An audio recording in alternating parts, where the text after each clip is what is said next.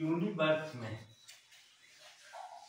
समुद्र के अंदर ओशियन से लेकर और हिमालय के पीक तक पौधों का साम्राज्य है। भिन्न भिन्न प्रकार के पौधे मिलते हैं। उन पौधों को अपने अपने लोकल लोग अपने अपने भौगोलिक स्थान के लोग लोकल भाषा में उसका नाम रख देते थे, लेकिन उससे काम चलता नहीं था, क्योंकि लोकल भाषा का नाम हर जगह प्रचलित था नहीं, इसलिए पौधों को पहचानने में दिक्कत होती थी। एक नाम से लोग जानते नहीं। उसके बाद बहुत पहले अरस्तु के टाइम से पौधों का वर्गीकरण क्लासिफिकेशन का काम शुरू हुआ। उसके बाद ढेर सारे लोग आए। एक थे केटो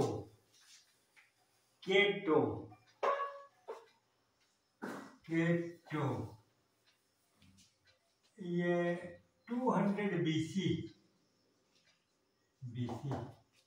से रिकॉर्ड मिलता है। इनके लिखित दस्तावेज है। उसमें इन्होंने प्रत्येक पौधों को 2 नाम देने की सिफारिश की। उसके बाद वो डिस्क्रिप्टिव था, वो नाम बहुत लंबा था, एक प्रकार का डिस्क्रिप्शन था उस पर्टिकुलर पौधे का। बाद में कैरोलस लीनियस एक टैक्सोनोमिस्ट थे, कैरोलस लीनियस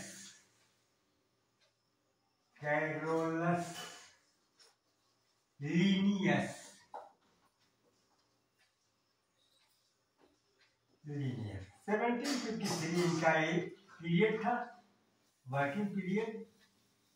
कैरोलस लीनियस ने पौधों का वर्गीकरण किया, क्लासिफिकेशन किया। उसके बाद ढेर सारे लोग आए। बेंथम हुकर है, 1950 के पीरियड में बहुत सारे, हचिंसन हुए, टोपो हुए, इंग्लैंड प्राइंटल हुए। इन लोगों ने बहुत वर्क किया पौधों को क्लासिफाई करने के लिए। क्लासिफिकेशन का साइंस ही है taxonomy. Taxonomy is the science of identification, nomenclature and their classification of plants। और ये प्लांट, एक सिंगल प्लांट का उन्होंने बताया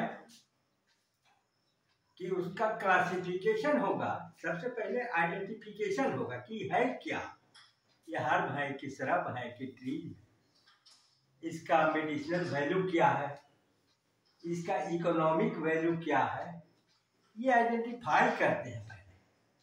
उसके बाद उसका पर्टिकुलर नेम दिया जाता है। उस नेम से ही संसार भर के लोग उस पौधे को जानते हैं। अब लोकल भाषा वाली बात लोकल में रह गई, और इंटरनेशनल लेवल पर एक पौधे को उसके जीनस और स्पीसीज का जो क्लासिफिकेशन है उसी आधार पर लोग पहचानते हैं। जैसे Oryza sativa,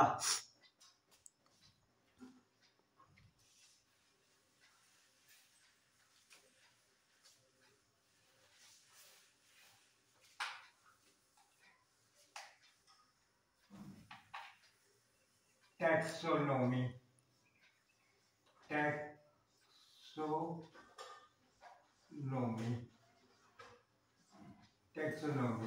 is the science of identification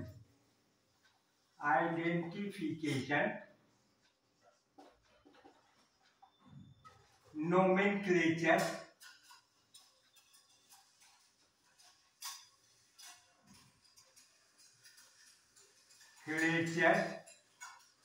and identification, nomenclature and classification of a particular plant.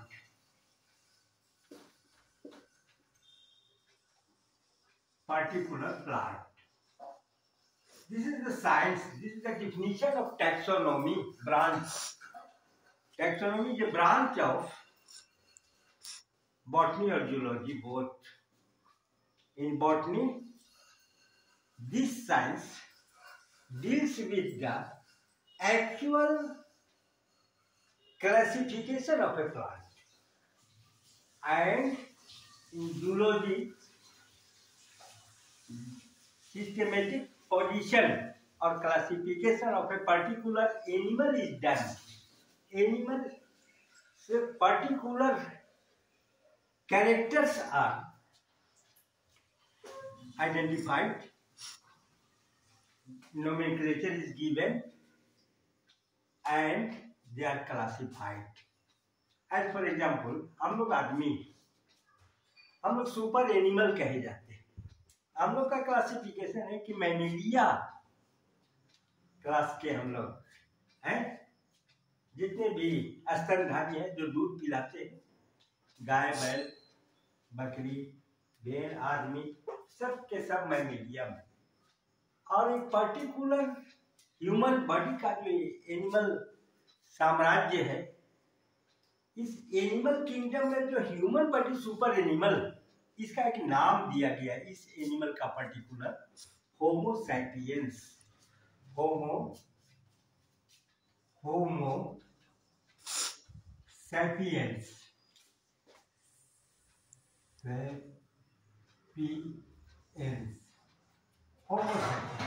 ये आदमी का पर्टिकुलर. टाइग्रिस टाइगर का पर्टिकुलर नाम दिया गया. टाइग्रिस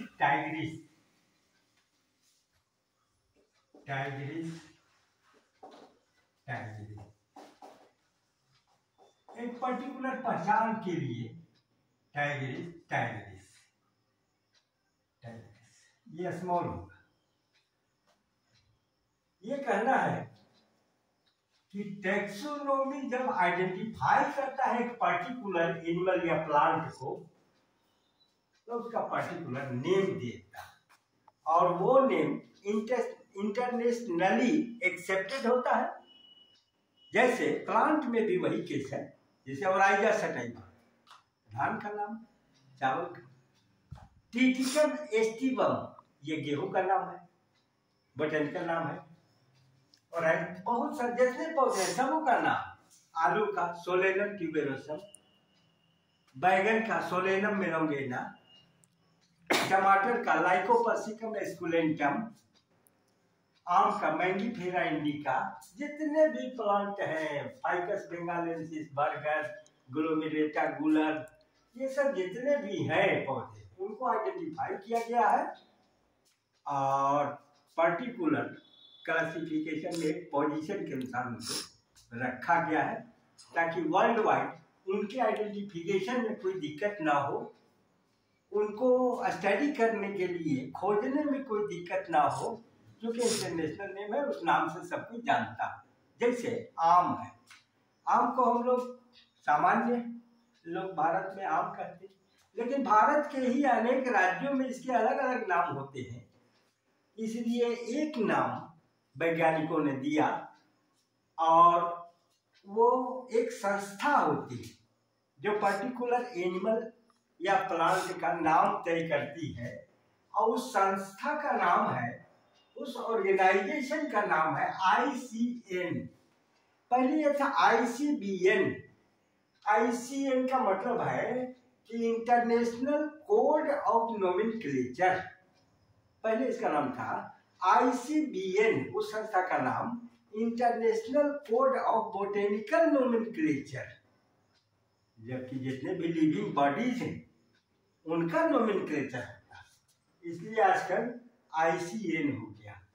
इसके बारे में स्टूडेंट्स से जानकारी अपेक्षित होती है, एग्जाम वगैरह में आता है, जो डिग्री लेवल के या PG लेवल में भी पूछ देगा, कहीं भी व्हाट इज ICN, कहीं भी जाएंगे तो यही बात है कि इंटरनेशनल कोड ऑफ नोमेनक्लेचर वो संस्था है ICN, जो किसी पर्टिकुलर प्लांट या एनिमल का एक यूनिवर्सली एक्सेप्टेड नाम देता है। जैसे जब किसी पौधे को क्लासिफाई किया जाता है तो उसको सबसे पहले एक डिवीजन में रखा जाता है। पर्टिकुलर पौधे को पहचानने के लिए उसको एक अलग डिवीजन में रखा जाता है, डिवीजन। और इस डिवीजन के अंदर ढेर सारे ऑर्डर्स होते हैं,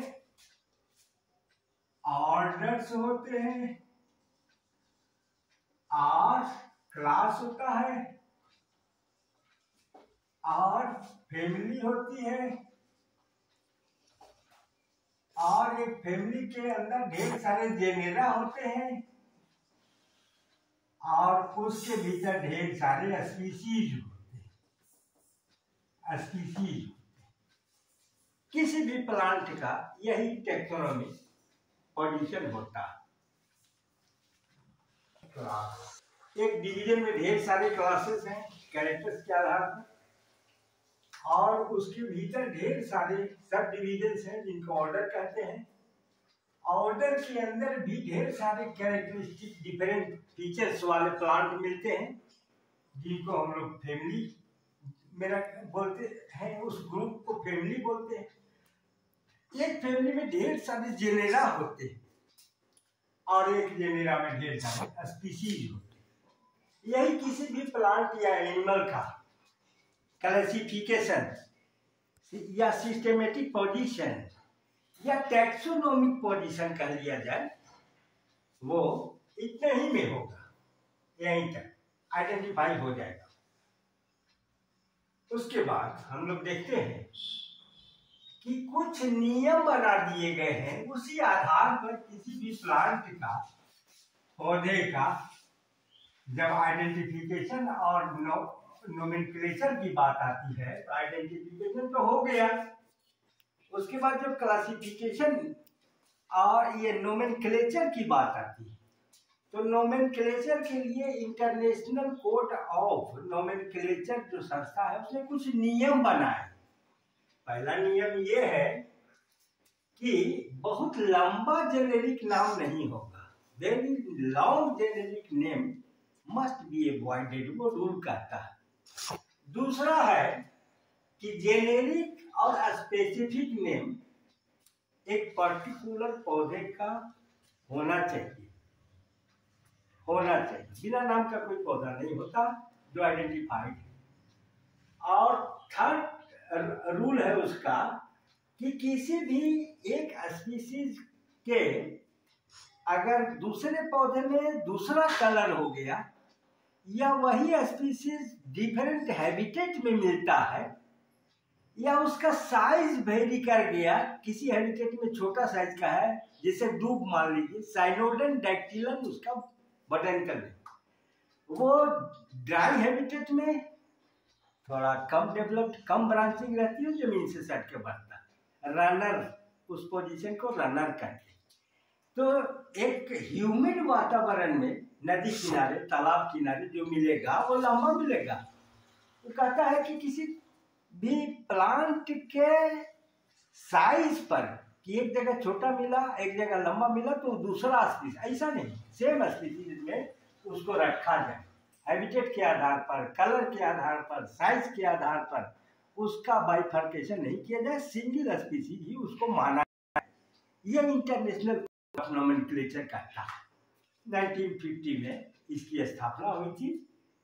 और ईच प्लांट मस्ट पौधे, एक हर एक पौधे को एक जेनेरिक नाम होना चाहिए, एक स्पेसिफिक नाम होना चाहिए, और जो स्पेसिफिक नाम होगा वो छोटा, उसको अच्छा माना जाए। ये नियम कहता है international ICN। International code of nomenclature. इसी आधार पर किसी पौधे को नाम दिया जाता है दो ठो, जैसे टिटिकम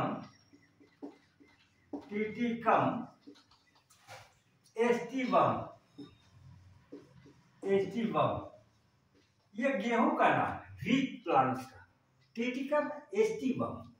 और कहता है कि जो जेनेरिक नेम होगा वो कैपिटल से शुरू होगा, और जो स्पेसिफिक नेम होगा, ये जेनेरिक हो गया टिटिकम, जेनेरिक नेम ये हो गया टिटिकम, और इसका स्पेसिफिक नेम होगा, स्पेसिफिक नेम होगा वो जेनेरिक नेम हो गया, और दूसरा स्पेसिफिक नेम। नियम कहता है, रूल कहता है कि जेनेरिक नेम को कैपिटल से लिखा जाएगा और स्पेसिफिक नेम को स्मॉल लेटर से शुरू किया जाएगा लिखना, छोटा लिखना है, जितना छोटा नाम हो वो अच्छा है, ये नियम कहता है ICA। और दूसरा नियम है कि इसको अगर संभव हो तो इटैलिक वर्ड में इसको लिखा जाए। ये जो घुमा होता है ये घुमा हुआ इटैलिक, इसमें लिखा जाए। उसके बाद एक नियम कि जेनेरिक नेम और specific name must be underlined करना जरूरी। क्या आजकल टेंडेंसी हो गई है कि अंडरलाइन नहीं किया जाता, लेकिन ये चीज तो हर जगह फॉलो किया जाता है कि जेनेरिक नेम कैपिटल से स्टार्ट होगा और स्पेसिफिक नेम स्मॉल लेटर से। टिटिकम एस्टिवम, ओराइजा सटाइवा,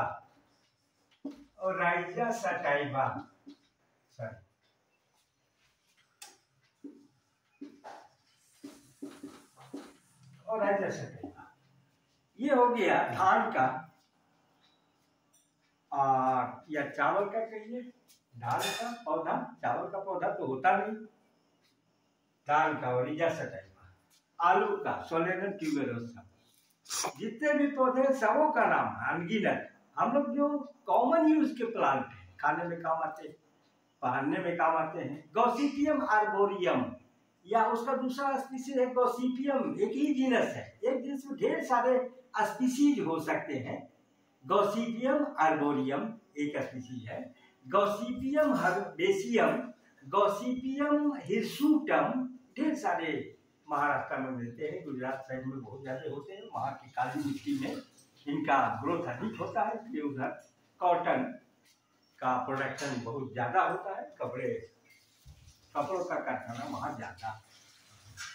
और रूल्स को फॉलो करके बाइनोमियल नोमेनक्लेचर इसको कहते हैं बाइनोमियल नोमेनक्लेचर, जिसमें दो नाम, बाइनोमियल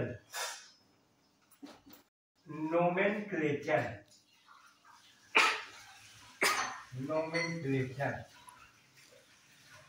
बाइनोमियल नोमेनक्लेचर, दो नाम, बाइनोमियल मीन्स नाम, नामकरण, नेमिंग, यही है ICA। थैंक्स। नेक्स्ट डे हम लोग पढ़ेंगे classification given by Bentham and Hooker. वो नेचुरल है, एक्सेप्टेड है, उसके बाद ढेर लोगों ने काम किया टेक्सोनोमी में, लेकिन इनका आज तक प्रासंगिक है। जो natural system, naturally occurring characters या कहिए फीचर्स ऑफ प्लांट के आधार पर उन्होंने इसका क्लासिफिकेशन किया है। और मेरा लेक्चर देखने के लिए डॉक्टर जी मिश्रा यूट्यूब पर टाइप करने से मेरे टोटल सीरीज जो लेक्चर्स के हैं बॉटनी में वो मिल जाएंगे, उससे लोग लाभ उठाएं और सब्सक्राइब भी कर दें। थैंक्स।